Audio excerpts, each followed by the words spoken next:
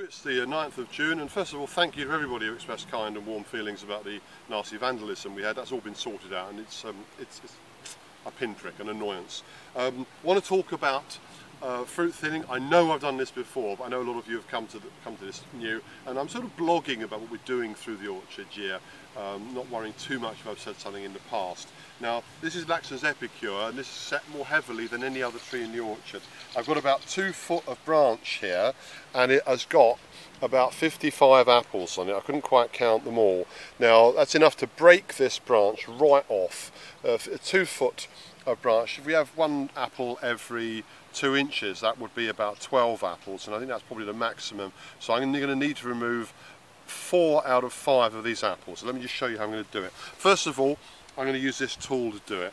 This is a nice little piece of, I'm not sure what the brand name is, but this is just what we want. This is my usual Falco number 8. Now this is more use for thinning fruit than some secateurs because it has got this narrow lower jaw, which I find incredibly useful. But this is the right tool to use because it's thin and it goes in nice sharp steel. Now first of all, we're going to thin these out. Let's decide which ones are the right ones. Now let's have a look first of all. And incidentally, we were talking the other week about the damage that these chafers do. So let's first of all begin by removing the apples which are damaged by chafer. 1, 2, 3,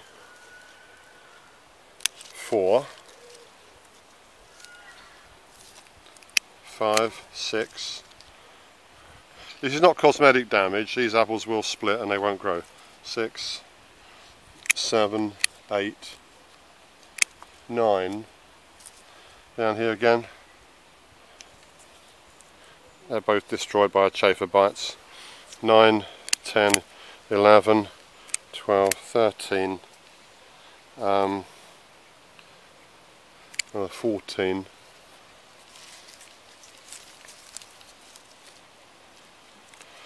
15. So that's about a quarter of these apples destroyed by chafer damage. So obviously they're the ones to remove first. Okay, now then I'm going to take some more out. Now I tend to be quite radical snicking them out at the end because of the cantilever effect and the tendency of the weights at the end to pull the branch right down, which I don't particularly want. So I'm mainly going to be thinning these to singles, looking out for any other pest or disease. We've got a problem, of course, with what's the name of the pest? Sawfly, yeah, apple sawfly.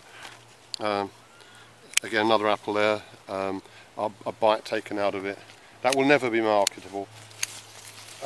If we had very few apples on this tree, very few apples on the tree, and they were widely spread, then I probably would leave on apples like that to use for cider.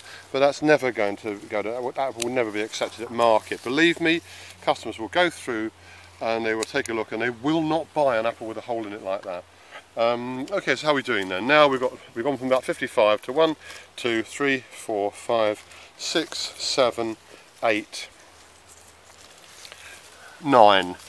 Okay, so I've taken out about 6 apples out of 7, and we may return to this tree and see what it's like later, but that's how I thin these apples. So I can just take the camera from you, Julia, just get a view of this.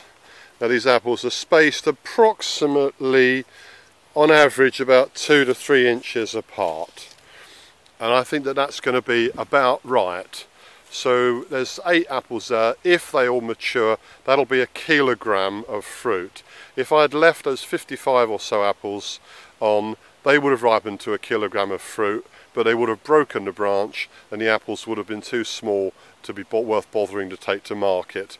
And I am leaving. I know I tried an experiment last year which didn't work out, but on one of the other trees, at the tree at the top end of this orchard, of the top end of this row of Laxton's epicure, I have left a branch 1 yard long, completely unpruned, and we'll return to that later to see what is going on. But what I've just done, it might look a bit drastic, but just you wait till what we see later.